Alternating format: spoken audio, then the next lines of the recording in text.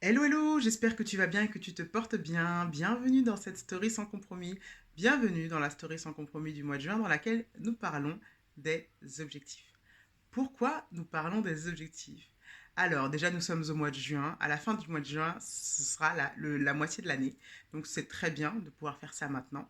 Que tu aies pris le temps de fixer des objectifs en début d'année 2021 ou que tu le fasses seulement maintenant, c'est très bien. Alors, bienvenue. Pour ceux qui ont déjà fixé leurs objectifs en début d'année, c'est aussi le moment peut-être de pouvoir faire un point d'étape pour se rendre compte de là où on en est. Donc allons-y.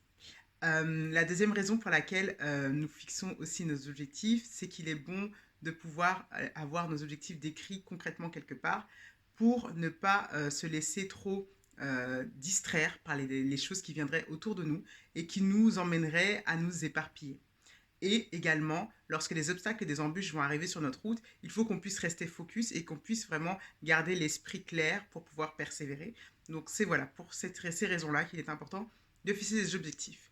Pour le faire, nous allons passer par 4 étapes. La première étape, cette semaine, nous allons prendre le temps de faire le bilan de tes objectifs et de tes avancées, réalisations passées, pour voir où tu en es concrètement aujourd'hui.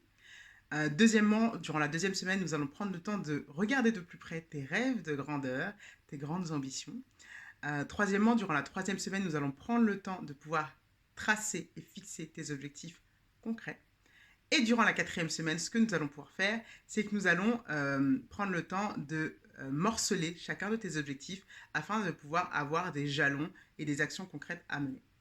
Donc voilà, c'est parti.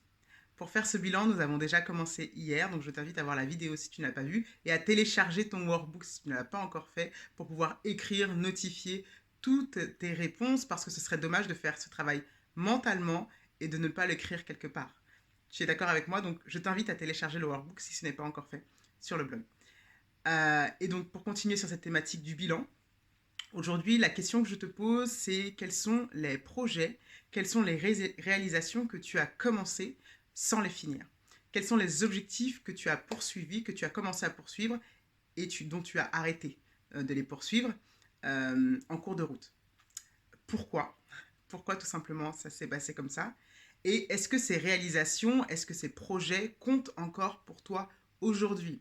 Est-ce que c'est des objectifs, des réalisations et des projets que tu as envie encore de poursuivre? Et surtout, la question importante, qu'est-ce qu'en dit Dieu? Prends le temps de consulter Dieu, de pouvoir l'interroger sur ces projets, ces réalisations, ces objectifs, pour savoir si c'est quelque chose vraiment que tu dois poursuivre. Prends le temps de te laisser inspirer par son esprit pour savoir vraiment si tu dois encore aller dans cette direction. Donc c'est là que je te laisse et je te dis à demain. Bye bye.